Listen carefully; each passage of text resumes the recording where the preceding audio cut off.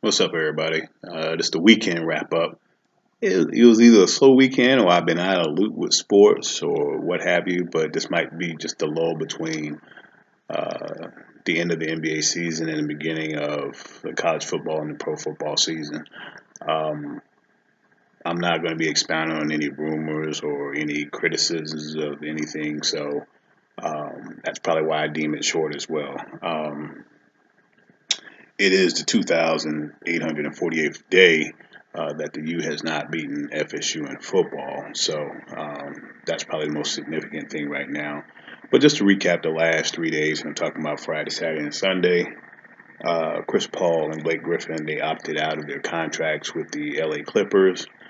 I don't think that is to say that they would leave the Clippers, especially since the fact that Jerry West is there now, going to try to get that team over the hump, get them into the Western Conference Finals, get them to the NBA Finals.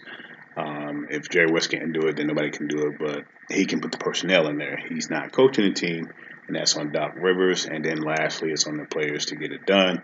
But at least getting the right players, which probably would also speak into mentality, that should help out as well. So the Clippers got work to do. They need to get cheaper financially, but they also would need to address those two players. They also have DeAndre Jordan on the market, so you could possibly lose all three. So you're talking about a brand new overhaul in which the Clippers probably wouldn't be that good if they lost all three of those players. They wouldn't be that good for a year or two.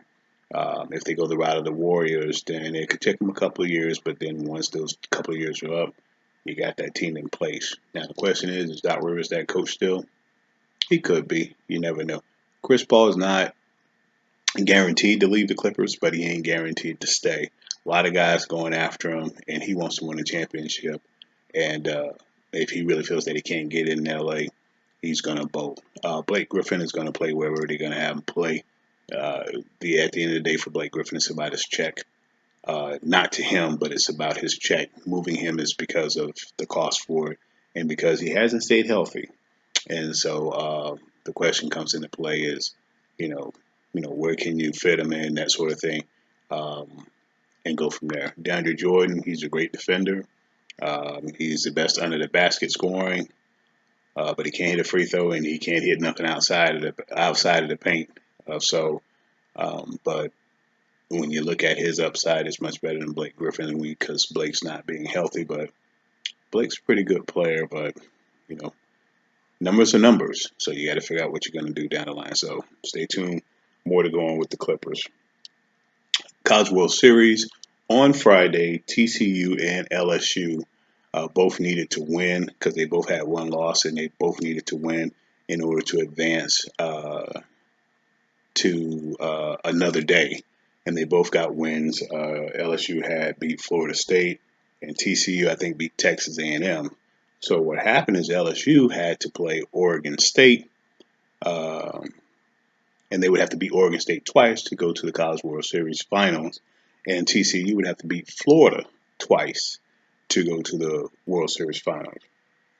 And how that happened is LSU beat Oregon State twice to make it to the College World Series finals. What was amazing about that is because they beat Florida State, but they also beat Oregon State, who had not lost back to back all season. As a matter of fact, Oregon State finished with a 56-6 record. That's the best percentage record in the last 35 years, and they pretty much have been number one all season. So, uh, big ups to LSU for winning those last three matches. You beating a Florida State team that was looking well, looking good late in the season, and then you beat arguably the best team or the team that was probably rated the best at that time to get to the College World Series final. TCU, on the other hand, was not able to do that. They did beat Florida in the next game, and they would have had to beat Florida a second time in order to go to the World Series final. They were not able to. Florida pulled it off, so it's the Gators and the Tigers in the World Series finals.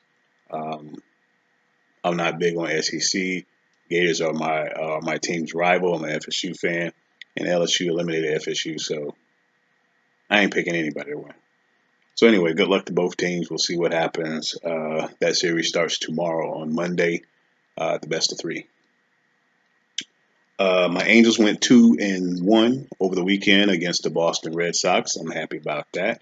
They've been looking pretty decent. They're staying in the hunt within a game and a half of the wild card, and Mike Trout should be back pretty soon. So if we can keep the pitchers healthy, then we'll be okay.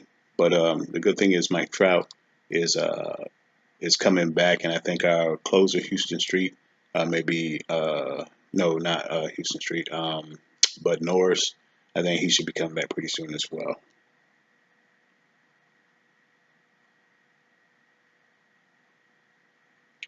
Um, if you haven't noticed or haven't heard, there's a 3-on-3 league that's going on in basketball. What I heard is, unfortunately, I think Jason Williams, also known as White Chocolate, I think he might have hurt his leg or hurt his knee playing. And I just say, hey, you got to be careful out there. You guys are older guys. Most of you guys are probably in your 40s or close to 40, and you might have been out of the league or not been playing as hard uh, in recent years. So you got to be careful when you go out there.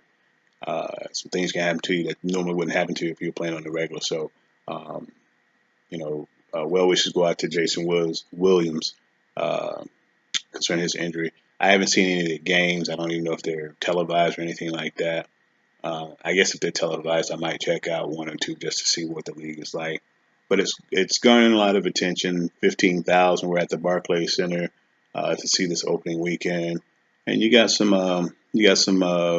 former players, some former big names that are playing. Allen Iverson, he's actually playing as a player coach for his team, and he didn't play much in the first game. In one of the he hasn't played much in the first two or three games that they've played, and his intent is to coach the team to not play a lot. So um, if you're looking to see a lot of Allen Iverson, you're probably not going to see a lot of. I don't think he's still separated himself from or removed himself from being out of the league, and so it's got to be a tough transition for him. But anyway, best of luck to those guys and those teams to see what they're going to do. The Dallas Mavericks declined their team option for Dirk Nowitzki, and I think that was part of the plan because they just want to make money where they can fit in. Um, I've never been a Dallas Mavericks fans, and even though I like Dirk as a player, it might be time for for him to call it quits because I think the team wants to kind of go to the next stage or the next generation of the players that they have, and Dirk slows that down. If Dirk is filtering with the team, that's one thing. But to say Dirk at 40 is still a starter and you got to run the system or the offense through him, I'm not sure. Um, if he still wants to play, let him play. But maybe he might be more useful coming off the bench. And people say, well, superstars like that shouldn't come off the bench. Well, if you want to keep staying in the league and you want to keep making that check, sometimes you're more suitable coming off the bench. He doesn't tarnish his standing. It's been a Hall of Fame career. He doesn't tarnish his standing by coming off the bench. He might. I mean, to me, that's extra offense coming off the bench. Who else? How many Hall of Famers come off the bench? It might be a good benefit for Dallas to do that. Otherwise, hey, Dirk, we'll give you your last check and we'll just spread over a few years, but we need you to, let our team move on. So, we'll see how it goes there. The last thing I wanted to comment on before I talk about music is I think there was something where there's been talk about who was the first super team. And I'm not here to discuss who's the first super team at all. I just want people to use a little bit of reality concerning super teams, and we're talking about it in basketball terms. Um, First of all, if you want to call a team a super team, wait until everybody retires. Wait until years have gone by, and then you can go back and evaluate the team. People say like Cleveland is a super team. Well, none of those guys are in the Hall of Fame right now. So until they're in the Hall of Fame, are they really a super team? Super teams are the ones where you can point out who all were Hall of Famers on it, that sort of thing. The other thing is to me, I look at you got to do the history on them. A super team is what? If you're getting guys through free agency, it's not just somebody want to play with somebody. I mean, the point of the matter is, there's really no such thing as super team. You know, the business of winning is getting the best players you can to play on the team, get them at a good cost, and that's what you do. And they've been doing it for decades where they've been getting the best players that they could get for whatever cost they were looking for, and that's it. And if players decide, whether it's through encouragement of other players or their friends, or whether they just decide they want to play on a team together and do it, it really doesn't matter. But it's always somebody who throws it out there and says, "Okay, it's a super team," and start up all the talk for it. And I don't think that's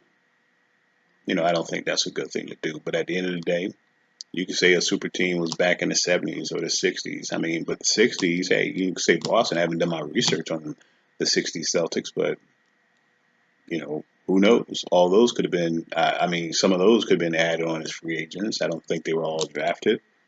So my thing is when you start having these types of arguments, there's going to be some different curves. There's going to be some different ingredients put into there, and people are going to have their own viewpoint of what a super team is, and that just means that's going to be all for naught. So I guess if, like I said, if we're going to talk about super teams, wait until everything's done, the finished product, and then do the argument. But to talk about any team right now as a super team when nobody's won more than two titles and nobody is in the Hall of Fame, to me, that's not a super team. And again, at the end of the day, my point is that as an owner, as a player, I want the best chance to win a title. Nobody can do it alone. Everybody says it. So I should be able to play with whoever I want to play with.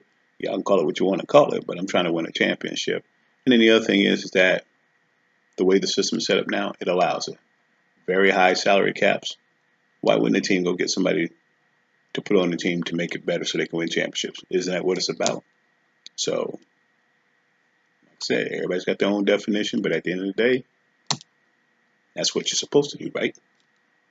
So, um, so that's it from there. Um, Coming up this week, probably more baseball, maybe a little bit of movement concerning basketball, maybe a little bit of movement concerning football. Could be a slow week because, like I said, we're getting to that time. It's early July. Maybe even throw in some tennis. I think Wimbledon is about to go down, so we could do that. So who knows? But lastly, I'll just talk about the music. Got a couple of people. Molly Music has a new CD out. Have not listened to it yet. I think I'll listen to it tomorrow. Probably give you an update on it tomorrow. Stokely, the former lead singer or still current lead singer of Mint Condition. I listened to a CD, but I'm gonna have to listen to it again. Just didn't jump out at me, so I'm gonna need to listen to it again and see where I am with that. But right now it's at a C because I got to listen to it some more to see if I can upgrade it. But again, Molly Music and Stokely, they have new CDs out. Might want to cop it. Also, just for the heck of it, because I'm a Prince fan. Prince, his estate or his release company or what have you, Paisley Park, I think it is. I don't know. But they released a remastered CD of Purple Rain, and it includes a whole bunch of remixes. It's like 35 tracks on there. There's about 5 to 7 new tracks on there, or never been released tracks, and then there's a remix basically to every song on the CD, on the original CD, and it's 35 tracks. So if you're a hardcore Prince fan like myself, want to check that out, you can check that out through iTunes, Spotify. I know it's on Spotify because that's where I heard that. But it's a lot of good stuff on there. If you're a Prince fan, that's what you have. So it's remastered tracks of the Purple Rain CD, and then remixes of those songs, and then about a good 5 to 7 newly never been released before songs. So that's the world of sports and music today. And I thank you guys for your time. God bless. Free Colin Kaepernick. Peace.